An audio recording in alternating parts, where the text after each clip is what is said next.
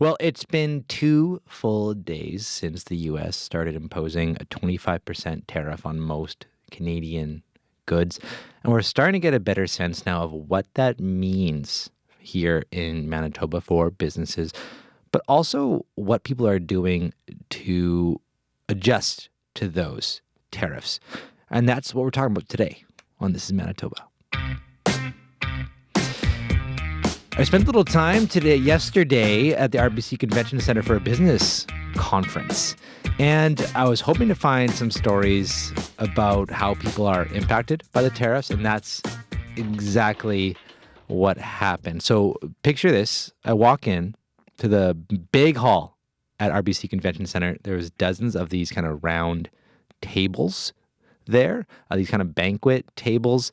And at each one, there was like an industry expert on things like HR, marketing, finance, accounting. And every 15 minutes, students could kind of sit down and kind of gather around them and pick their brains about their area of expertise. And then after 15 minutes, they'd move on to another. But it was interesting. As soon as I walked in, I can tell there was one kind of cluster of tables that was the most popular. It was standing room only. Like there wasn't even enough room to sit around the tables. And that was the logistics and supply chain management section, which I think historically probably wasn't the most sexy business topic. But probably in the last 5 years with the pandemic and now these tariffs, it's all anyone really wants to talk about these days. And sitting at one of those tables was Gurbir Boparai, who was holding court for these students. He's the founder and director of Canadian Prairie Transport. It's a trucking company that specializes in shipping refrigerated goods and perishables across the border from Manitoba to the States. He also ships things like auto parts as well. So as you can imagine, he's pretty impacted by this. He's got 60 employees. And I asked him how these tariffs have been impacting his business. We have multiple number of trucks crossing the border every day into the States. That's kind of our major business model. Yeah. And what does this business look like in the last couple days? It's been very challenging. It's uncertain with the things going on with the tariffs right now, and things are changing. Everyone is kind of speculating what's going to happen. It's very uncertain right now, but we are trying to weather the storm, and definitely there are some changes. What are those changes? Are you having orders canceled, or what's happening? The shipments are being canceled from the States since the tariffs have gone up. How many orders have you had canceled so far?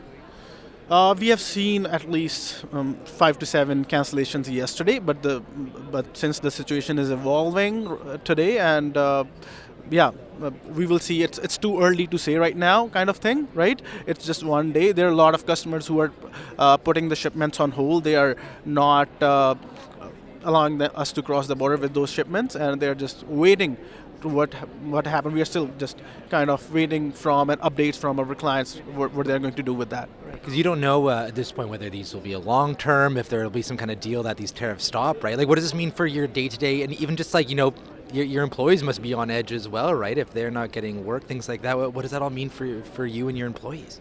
Well, definitely that is like I said, it's very challenging, and it will have a huge impact. And we are kind of watching the situation very closely, what's going to happen, and we hope it is not long term. That's what we are believing. No one wants a trade war. It's not healthy for the business, for the economies, right?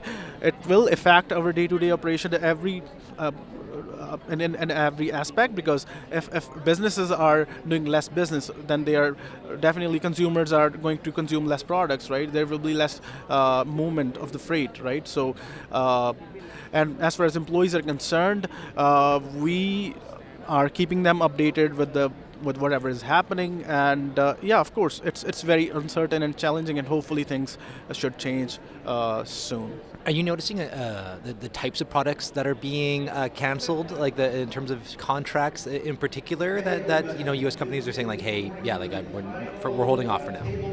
Yeah, we have seen some produce shipments canceled, some auto parts shipments are being canceled, and some agricultural products like seeds and other raw material products that we have seen that have canceled. Yeah, so I think as of now, every industry is kind of holding the shipments, but as the situation evolves, I think we will have a better idea what sort of industries are impacted more and what and I mean what we are thinking is that essentials will keep running, but at the end of the day, it depends like what kind of deal they make today or tomorrow.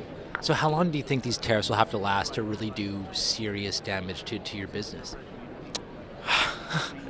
Can't say anything, but I mean, I would say they should end as soon as possible, right? With every day passing, it will do a damage a lot because if tariffs continue for a longer period of time, right? So it means less business will be done within Canada and the U.S., right? So which means there will be less work for us. Like less work means less revenue, and less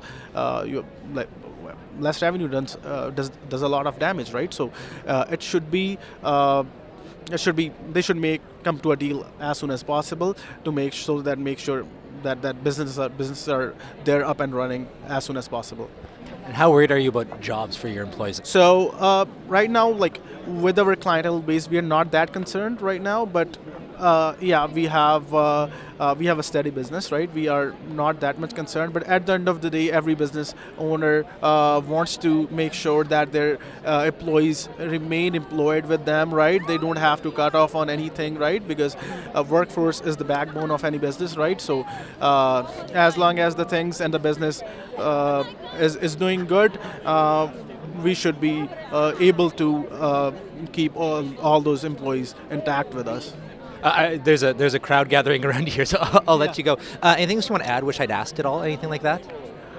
That's pretty much it, I guess. And I would say again, hope Donald Trump is listening, and they will make a deal with Canada and will end this tariff thing soon, and making it more certain and easier for us to do the business like we have always been doing. U.S. and Canada has been long-standing allies, right? So they have to be friends. They should not be having a war between them, and that's the last thing anyone wants, and we want this to end soon, so the business logistics and all other business are able to run, and they are able to grow and boom in this economy. We have already faced a recession. We are almost a recession last year, and we are hoping for a recovery this year, and we don't want these things impacting the business anymore. That was Gurbir Boparai. I was speaking with him at the RBC Convention Center. He is the owner of Canadian Prairie Transport, which transports a lot of goods from Manitoba down to the States. But I want to talk more now about how we up here in Canada are adjusting to this new business reality of tariffs. And one of the ways that we're doing that was actually through an agreement reached late last night between Ottawa and the provinces to lift the barriers that have kept booze from flowing more freely from province to province.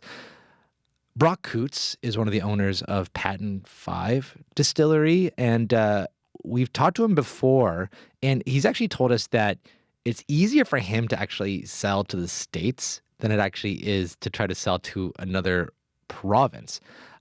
He makes gin, vodka, whiskey, other spirits, things like that here in Winnipeg. And he spoke with CBC's Margot Watt about what this deal could mean for him and his business. Hi there. Good morning. How are you? Good, thank you. What's your reaction to the news? Guarded optimism, I suppose. Though I read some information last night. I'm part of the Canadian Craft Distillers Association, and it sort of indicated that the first round would be opening up direct to consumer in the provinces that agree with Ottawa's version of how to help interprovincial trade, which would mean that a customer in Ontario could go online and order a bottle of our vodka, gin, or whiskey, and we could ship directly to their home. So how big of a deal is that for you and your business? I would say we very much have a local profile to date in Manitoba. So I suspect that's not going to have a really big impact on us. I think what we're hoping for is that maybe, but this is a pretty big problem. Well, it would be a fairly big issue, is that if the provinces said, hey, we're going to support local craft industry across the province, across Canada, and we're going to facilitate a Patent 5 finding shelf space in Ontario or in BC, that would be awesome. But each of the provinces have a very convoluted bureaucracy with different rules among all the provinces. So for everyone to agree on that, I think would be a bit of a challenge. So we know that the agreement is still being worked out with details to come over the next few days and weeks. What else would you like to see in any new agreement? Well, the biggest thing for us, so it's funny that, many of these liquor stores across Canada have taken American products off the shelves, and they're like, oh my gosh, there's an awful lot of American alcohol on the shelves. What do we do about the Canadian industry? In the U.S., producers pay 1/13 the excise tax that we do. So the alcohol industry in Canada is at a massive disadvantage to the U.S. So if the federal government was to step up and say, hey, how do we support having a local industry? That would be the first step for us, is to reduce the excise tax, the federal component that we pay every month based on our sales. How likely is that, do you think?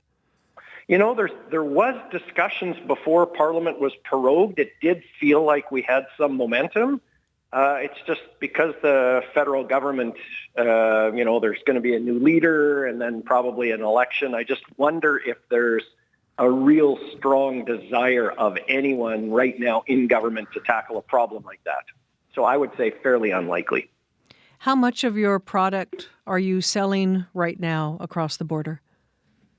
None. Actually, we had a purchase order that's paused right now because economically, with a 25% tariff, it doesn't make sense. So overall, what does all of this mean for your business, the tariffs that already exist and what still might be yet to come? Well, I think it's fantastic for us in Manitoba. I assume that we'll get more shelf space so that they can fill up the shelves. People that are shopping there may not, buy their favorite local product. They may say, their favorite American product. They may try a local product. That will be awesome. There's always, when things like this happen, more of a focus on local, which is great for us. And maybe it starts the discussion nationally about how we support the industry in Canada so that, we have a viable, sustainable industry in our own country. With things changing so quickly, how do you plan for your business in the coming months? We haven't really. We've just sort of, we had some plans in place when it looked like the first round of tariffs were going to come in, and, at the last minute they got pulled. So for us, it's business as usual. Whiskey has to age for at least 3 years, so there's very little that we can do in the short term to change the direction of our company. So we're gonna promote more for sure. So we'll spend more of our advertising dollars letting people know about us. And if we're able to ship nationally, then we'll figure out if there's a way that we can reasonably let people know in other parts of Canada about our awesome products. Brock, thanks for joining us this morning. You're very welcome. Have a great day. Yeah, you too. So that was Brock Coutts. He is one of the owners of Patent 5 Distillery here in Winnipeg. Well, I think we all need a break from this tariff talk for a little bit. So let's move to talk more about some urban issues going on. So for decades, the lot at 55 Harriet Street sat vacant. The spot located between McDermott and Notre Dame Avenue was a reflection of inner city decay. But one Winnipegger has been working to change that. During the pandemic, Catherine Collins founded Harriet Street Seniors Housing Incorporated. It's a nonprofit working to create affordable housing for low-income seniors. And today, construction of new housing is nearing completion at 55 Harriet Street. There will be 49 units in the new building, and they'll be ready for tenants by this summer. Catherine spoke with CBC's Margot Watt. Good morning, Catherine. Great to be here and talk about this. Must feel great to be so close to the end of this project. Well, it's been a long time, over 5 years, actually more than 5 years, because it was me canvassing the neighborhood about 7 years ago, talking to them about the vacant lot and what we could do with it, and were they interested in pursuing housing and what population, and they said they were interested in senior housing. So that's where it started. What prompted you to start this in the first place? Well, I've lived in this area since 1984. And during the time I've been here, I've literally seen hundreds of housing units lost. They could be older homes that get boarded up and they're dilapidated and then they get fires set, or they could be apartment buildings. The development of the Tecumseh Parkade and the pharmacy building on the Health Sciences campus, that we lost about 100 housing units there. So the whole neighborhood has become sad looking with all these empty lots, and it's time to change that. And now we're actually turning a corner on this, and it's changing for the better. What was that like at the time, walking around and feeling that sadness in your neighborhood? Well, it was very demoralizing to everyone who lived here. I actually did a project where I photographed every house in West Alexander, and I have literally probably 1,000 pictures, many of which aren't there anymore. So, and I lost neighbors too. You know, the houses that are gone were from people that I knew who lived there. So it's, that's sad. Yeah, not just the properties, but the people, of course, right? What was it about this particular lot that attracted you? Well, it wasn't a matter of it being attractive. It was a long-time vacant lot, probably had housing on it 60 years ago. One of our board members remembers them as a child, and he's in his early 60s. When I moved here, it was a vacant lot, no houses, and an old garage on it. And it was it got paved in the 1990s by Canadian Tire, who owned it. They were trying to buy goodwill in the community because they wanted to do some demolition of housing on McDermott. And I fought that fight in the early 1990s. That's really how I got into this. So the vacant lot sat there, and it's right behind my home. And over the years, I've had to remove mattresses. I've had to call it about stolen cars. People use it for a place to sit and drink and as a bathroom. So now I won't necessarily have to go out there and clean it up anymore because there's something there. And tell us, what is there? What, as you look out into your backyard, what do you see? Well, now I look out and I see the framing for the 3-story building. There's actually 4 floors in it, but I see a 3-story building, which is what's allowable in the secondary plan. The outside hasn't been put on, but they're putting the windows in now, and pretty soon the workers are going to be working inside on the actual units. So how exciting is that? Oh, it's been amazing seeing them dig the hole and make the foundation and pour the floors, and every day is something new. When you started looking at this property, talking to people in your neighborhood about what kind of housing they would like to see, tell me what you heard from people about housing for seniors. Well, a lot of the people in the neighborhood are seniors, and they're living in older houses, and they don't necessarily want to leave the neighborhood. Some have left, and I know at least 5 seniors that are interested in living in the building. I don't know if I answered that question, but seniors seniors are one population that's facing homelessness increasingly because they're on fixed incomes, rents go up, all the costs surrounding that go up. They have medication and increases, and things can happen where they get unexpected expenses, like having to buy walkers. I went through that myself this year, having to buy things because I had an accident where I have a broken hip. So that was an expense, and so it's not easy when you're on a fixed income, and it's not easy for older women because older women don't have the same work history of many people, and their CPP isn't as big. So even though they have guaranteed income supplements, it's still a challenge. So as you say, it was a concern for so many people in your neighborhood, and also it is such a challenging thing to try to find this kind of housing, especially in a community that you already know. Yes, and we've also had the building designed we have 16 units being built for people that are in wheelchairs. So there's an elevator, and they have larger turning radii in the kitchen and bathrooms. and the countertops are designed, they're a bit higher. So we're hoping to, be able to accommodate people with disabilities. And we also, of course, have, the rents will be geared to income. So that should be helpful. You've described some of the challenges you've seen living there for decades in the neighborhood, and we know that there have been fires in vacant buildings in the inner city and downtown areas. How important would you say new housing like this is in a neighborhood like yours? Well, it's important for the morale of the area, but also the safety. That vacant lot was very unsafe for many, many years, and now it's not going to be. Of course, we'll have to have cameras and watch everything, but that's the life in the inner city. But the more people that are here, there are more people that will be watching. And if anyone, yes, sorry, Catherine, if anyone listening is interested in getting some more information, where can they turn? Well, at this point, just stay in the news or watch the news, because we're working. We have to find a company. We have to arrange for the management of our building, and we're working on that right now. So I can't say call this or that. It's what you can do is suggest that they go to Harriet Street. We do have a website. HarrietStreetSeniors.com. Yeah, HarrietStreetSeniors.com. You've got it written down there. Yeah, that we'll be posting things there. That's great. Thanks so much for joining us, and good luck with the project. Thank you, and come and take a look. I will.